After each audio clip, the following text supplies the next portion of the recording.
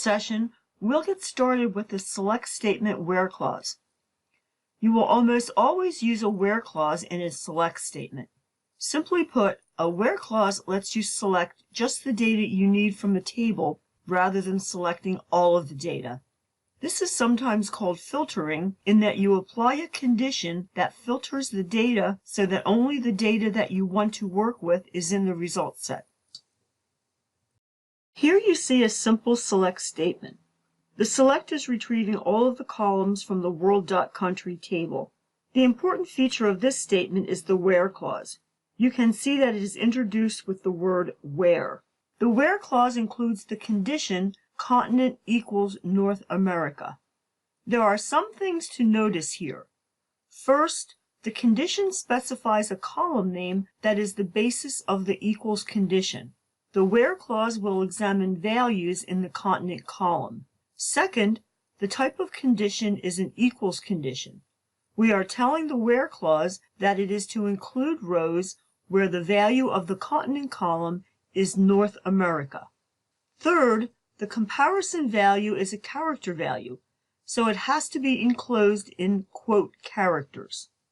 The condition, continent equals North America, is technically referred to as a Boolean condition.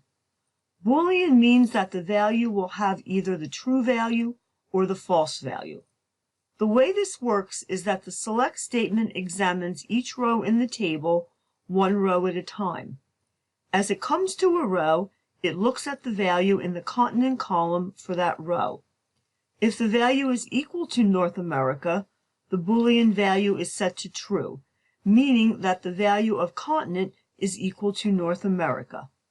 If the Boolean value for the row is true, the row is included in the result set. If the value for the continent column is not equal to North America, the Boolean value is set to false. When the Boolean value for the row is false, the row is not included in the result set. After evaluating the condition for the row, and either including the row in the result set or not, the next row in the table is evaluated.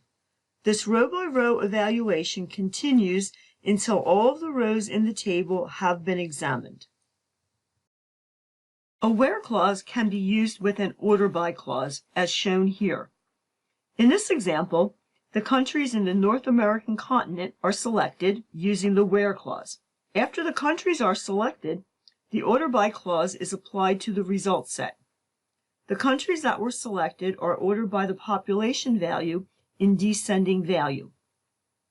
In other words, the countries in the North American continent are displayed in order by their population, with the largest countries appearing first in the result set.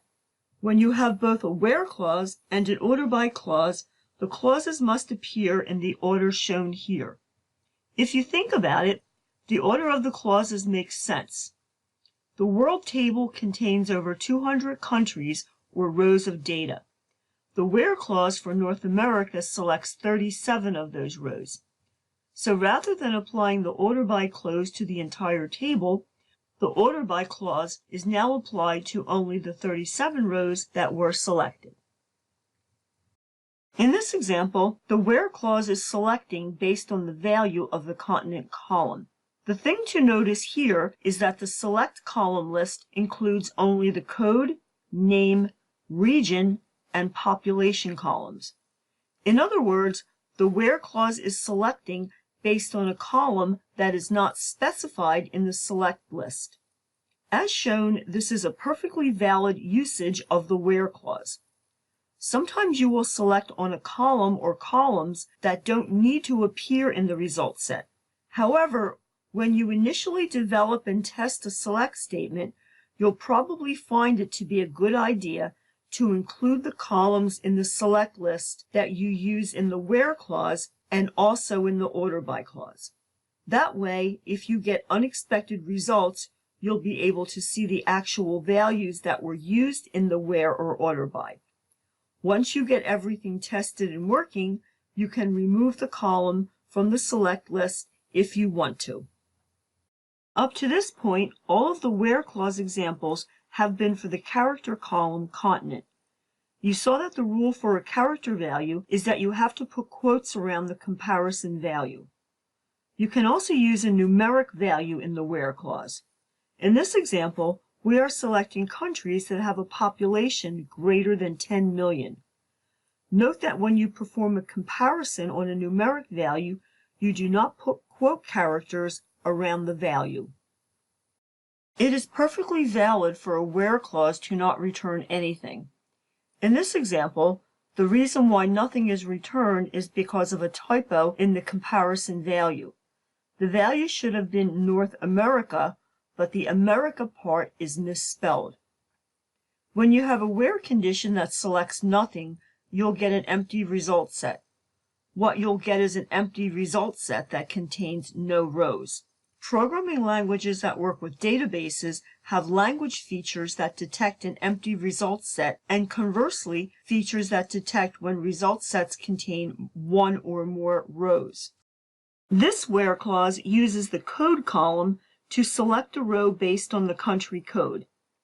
In this case, we make an assumption that the country code is unique for each country. That is, we don't expect that the same country code is used in this table for more than one country. This is an example of a business rule incorporated into the database. In this case, the business rule might be expressed as each country will have a unique country code. You can define a table so that a business rule is enforced. You can define what is called a constraint that requires that a unique value be used for the code. That means that when a new row is added to the table, or if you make a change to an existing row, if you try to set the code to a value that is already in use, the addition or change will be rejected. The reason for bringing all of this up is that it is a very common requirement that you be able to select a specific row from a table. To do that, you write a where clause as before and specify your selection criteria. The where clause itself does not know that you are looking for only one row. Its job is to simply return all of the rows in the table that meet the specified condition.